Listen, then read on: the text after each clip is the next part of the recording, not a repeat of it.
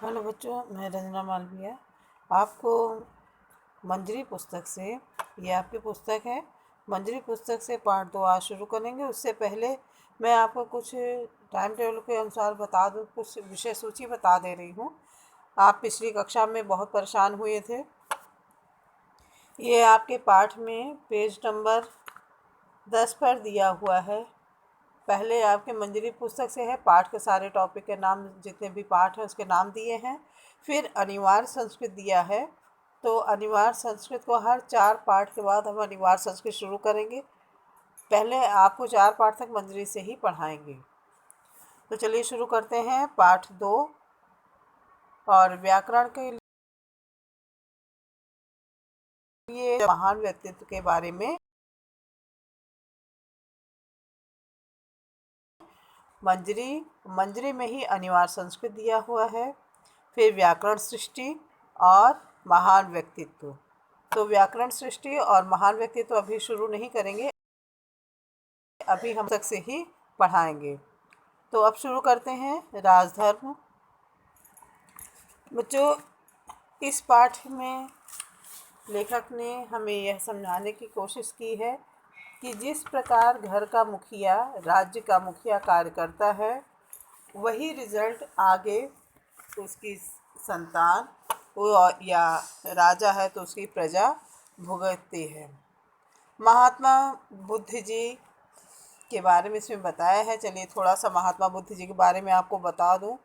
महात्मा बुद्ध जी का जन्म सन 1563 ईसा पूर्व शाक्य गणराज्य में कपिलवस्तु के निकट लुम्बिनी नामक स्थान पर हुआ था।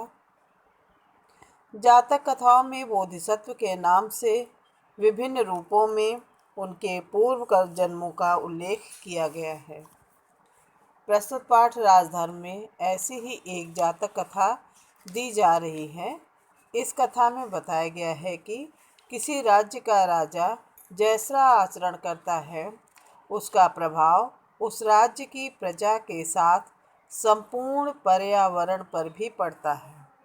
या आप ये समझ लो कि आपके घर का मुखिया जैसा आचरण करता है, उस घर के प्रत्येक व्यक्ति, प्रत्येक खान पान, हर चीज़ पर उसका वैसा ही आचरण, वैसा ही प्रभाव दिखाई देता है। इस पाठ का सारांश हम शुरू करते हैं। सार हम आपको बता दे रहे हैं और डिटेल में आप पढ़ लीजिएगा। प्राचीन काल में वाराणसी में धर्मपरायण, न्यायप्रिय एवं प्रजा से प्रेम करने वाला ब्रह्मदत्त नाम का राजा था। उनके ही राज्य में बोधिसत्व हिमालय पर जाकर तपस्वी जीवन बिता रहे थे।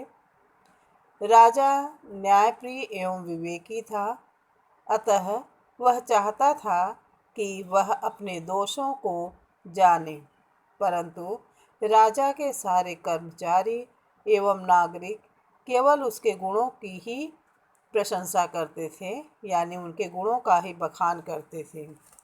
कोई भी दोष बताने वाला राजा को नहीं मिला।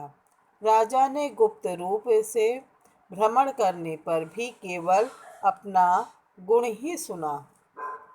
राजा अपना दोष जानना चाहता था।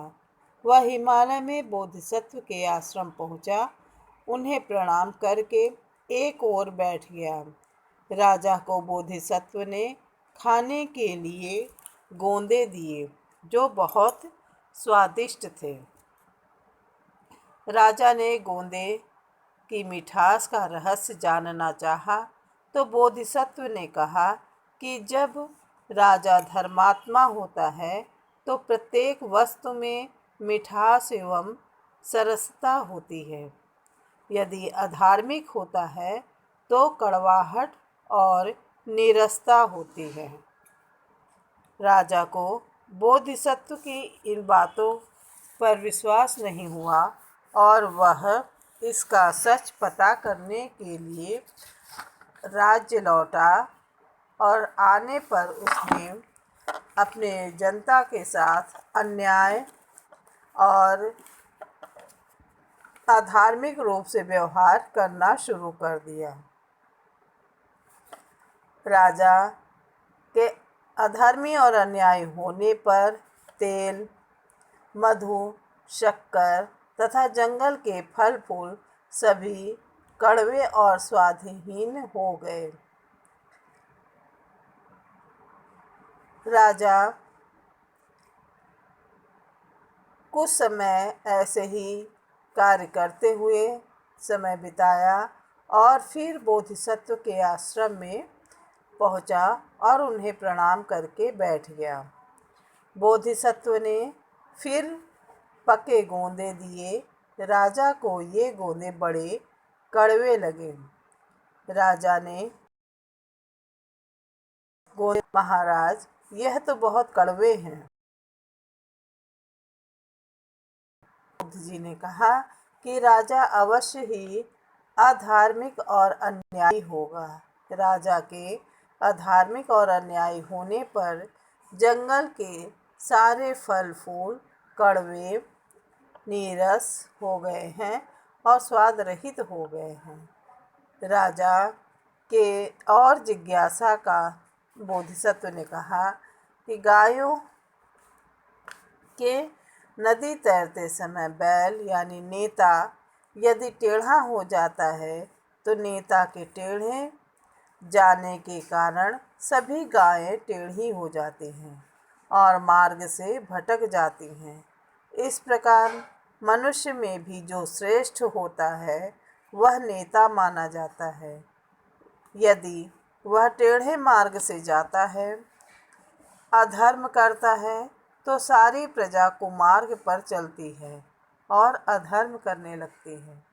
राजा ही नेता होता है। राजा के धर्म विमुख होने पर सारा राज्य दुख को प्राप्त होता है।